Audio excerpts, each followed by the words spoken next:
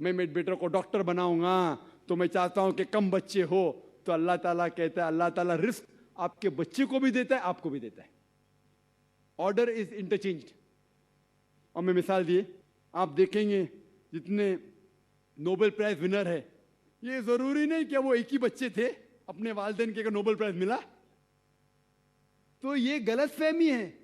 और अल्लाह सुब्हानहू व तआला नेचुरल फैमिली प्लानिंग दे चुका है। इस्लाम में नेचुरल फैमिली प्लानिंग है, जो कुरान की आयत है, सूरह लुकमान सूरा नंबर 31 आयत नंबर 14, कि माँ ने अपने बच्चे को 2 साल तक दूध पिलाया। और आप डॉक्टर होने के नाते जानते होंगे कि जब माँ अपनी छाती का दूध बच्चे को पिलाती है तो उसको लैक्टेशन अमीनूरिया होता है, मतलब उसको और एक बच्चा पैदा होना बहुत मुश्किल है। ये अल्लाह सुब्हानहू व तआला नेचुरल फैमिली प्लानिंग कर चुका है। लेकिन अफसोस की बात है कि आज की खवातीन ब्रेस्ट फीडिंग में नहीं मानते, क्योंकि उनका फिगर खराब होता है। सबसे अच्छी चीज बच्चे के लिए माँ का दूध। कोई भी नेस्ले, कोई भी मिल्क पाउडर उसकी बराबरी कर ही नहीं सकता है। तो Allah has given natural method of family planning. मैं जानता हूं कि ये 100% सेफ नहीं है, इसीलिए कुरान मजीद की एक आयत है, सूरह अल इमरान सूरा नंबर 3 आयत नंबर 54 में, मकरू मकरल्लाहु वल्लाहु खैरुल माकिरीन। उन्होंने प्लान किया और प्लॉट किया, अल्लाह सुब्हानहू व तआला ने भी प्लान किया। और अल्लाह सुब्हानहू व तआला सबसे अच्छा माहिर है प्लानिंग में। अगर आप समझते कि आप प्लानिंग कर सकते फैमिली के लिए, आपकी फैमिली, आपको पूरी इजाजत है। आप समझते कि अल्लाह ताला आपसे बेहतर कर सकता है, तो अल्लाह पे छोड़िए। जनाब डॉक्टर जाकिर साहब, मैं इस प्रोग्राम में आने में थोड़ा सा देर हो गई मेरे को, और अगर मैं यहाँ नहीं आ पाता तो शायद अपने आप को ज़िंदगी भर माफ़ नहीं कर पाता। आगरा की सरजमी पर आके आपने ये जो रोशनाई जगाई है, ये वाकई में हम तो उस अल्लाह ताला से दुआ करेंगे। जी हाँ, अल्लाह ताला से दुआ करेंगे कि आप जैसे 10-20 और नेक दिल और इतने पढ़े लिखे, इतने इंटेलेक्चुअल आदमी और पैदा करें, जिससे कि जाके आप भारत का कोना कोना, देश का कोना कोना रोशन करें। तहे दिल से स्वागत आपका।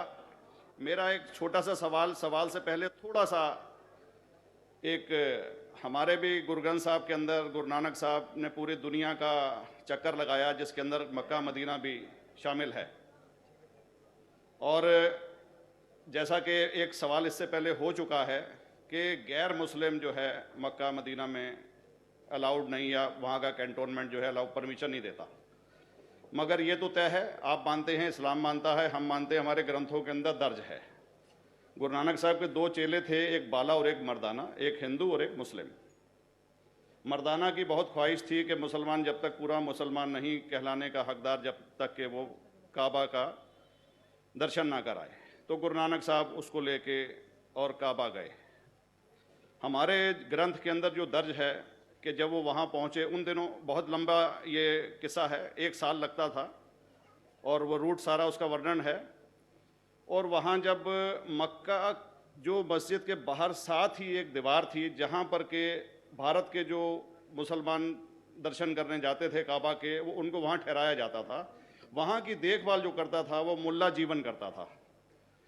जब गुरु नानक साहब अपने चेलों के साथ में वहाँ पर पड़े थे, तो सुबह जब मुल्ला जीवन वहाँ की सफाई करने के लिए आया, तो उसने देखा गुरु नानक साहब के जो पैर थे वो काबा की तरफ थे।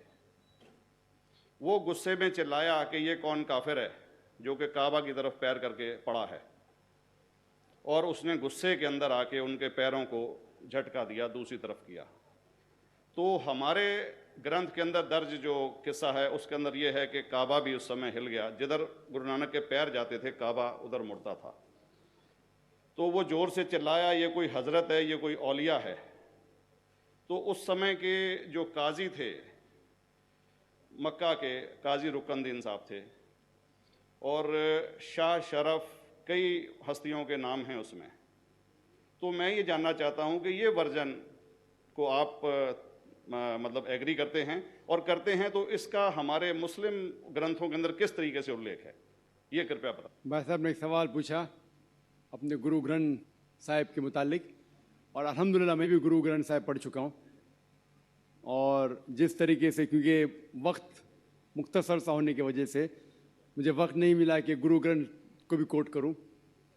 आपका सवाल का जवाब देने के पहले मैं आपसे ज़्यादा चाहूँगा कि इवन गुरु ग्रंथ की किताब पढ़ेंगे आप, ग्रंथ जिसे अधिग्रंथ कहते हैं, और कोई सिख से पूछेंगे कि खुदा का तसव्वुर क्या है, सबसे बेहतरीन जवाब कोई सिख दे सकेगा वो आपको कोट करेंगे जापू जी, जो गुरु ग्रंथ साहिब अधिग्रंथ के सबसे पहले चैप्टर है, सबसे पहला श्लोक, जिसके कहते हैं जापू जी, जिसके मानी है कि God is true, he is only one, he is not begotten and is free from fear and want.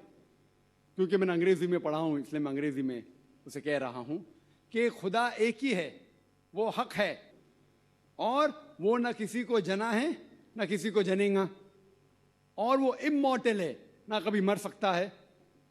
और इसको सिखिज्म में जो खुदा को कहते हैं Omkara, in manifest form he is Omkara and unmanifest form he is एक ओमकारा।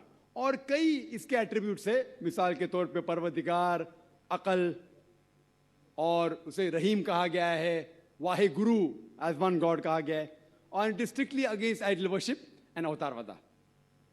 भाई साहब का सवाल था कि उनने ग्रंथ में पढ़ा कि गुरु नानक साहब मक्का के और उनका पैर काबा की तरफ था, और कोई मौलवी ने पैर को हिलाए और काबा हिल गया।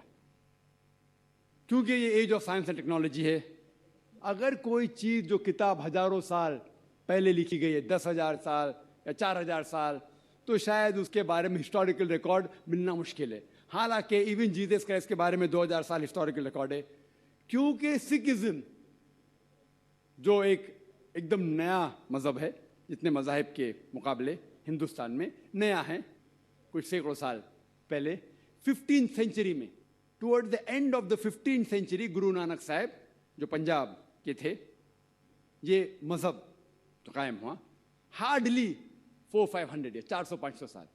और अगर ये मान लो, सपोज मिसाल के तौर पे मान लो, मैं क्यों कह रहा हूं कि मैं नहीं चाहता हूं किसी को बुरा लगे, मान लो ये सच है, मान लो अगर 400-500 साल पहले अगर ये होता था कि काबा इधर से उधर हिल जाता था, तो हिस्टोरिकल रिकॉर्ड में बिल्कुल लिखा होता था। और कई हिस्टोरिकल रिकॉर्ड में ये नहीं कि काबा हिला इधर उधर, कई हिस्टोरिकल रिकॉर्ड आप देखेंगे। हिस्ट्री इतनी अल्हम्दुलिल्लाह 800-900 साल पहले, 1000 साल पहले जो मुगल ने किए, बिल्कुल लिखा हुआ हिस्टोरिकल रिकॉर्ड में। तो ये कहना कि गुरु नानक साहब वहाँ गए और काबा हिल गया, ये बिल्कुल साइंस के खिलाफ है, क्योंकि साइंस में कोई भी रिकॉर्ड नहीं है, वहाँ के देश के रिकॉर्ड में कहीं भी नहीं कि काबा हिला। तो इसलिए हम कहते हैं कि हो सकता है ये गलती से किसने लिखा होगा न, कई किस्से कहानी। ये मैं तस्लीम करता हूँ कि गुरु ग्रंथ साहिब में कई चीज़ें सही है, हक की बात है, लेकिन ये तस्लीम करना कि काबा हिल गया, ये बिल्कुल साइंस के भी खिलाफ है, साइंस के खिलाफ है, और इस्लाम में भी ये नहीं है। लेकिन ये कहना कि कोई गैर मुस्लिम जा सकता है, मुमकिन है, चुपके से कोई गया तो हो सकता है, वो भी जवाब। बहुत बहुत शुक्रिया साहब। मैं आखिर में जनाब नज़ीर अहमद साहब से जो इस प्रोग्राम के रूए रवा हैं, दरख्वास्त कर रहा हूँ कि वो सामाईन हजरात की तसल्ली और सुकून से इस सारे प्रोग्राम को चलने देने के लिए शुक्रिया अदा करें। बहुत बहुत शुक्रिया। अस्सलाम वालेकुम ख़वातीन व हज़रात, सबसे पहले मैं डॉक्टर नायक साहब का शुक्रगुजार हूँ कि उन्होंने अपना कीमती वक्त दिया, यहाँ पे आए। जो ख़वातीन व हज़रात बाहर में खड़े रहें, परेशान रहे, लेकिन मैं उनका भी शुक्रिया अदा करना चाहूँगा कि उन्होंने पूरा वक्त दिया और इस प्रोग्राम के जितने भी सवाल जवाब हैं उनको सुना। मैं डीसी पांडे साहब का भी बहुत बहुत शुक्रिया अदा करना चाहूँगा। मैं शुक्रिया अदा करना चाहता हूँ प्रेस से आए हुए हमारे भाइयों का। आप लोगों का बहुत बहुत शुक्रिया। अल्लाह हाफिज़।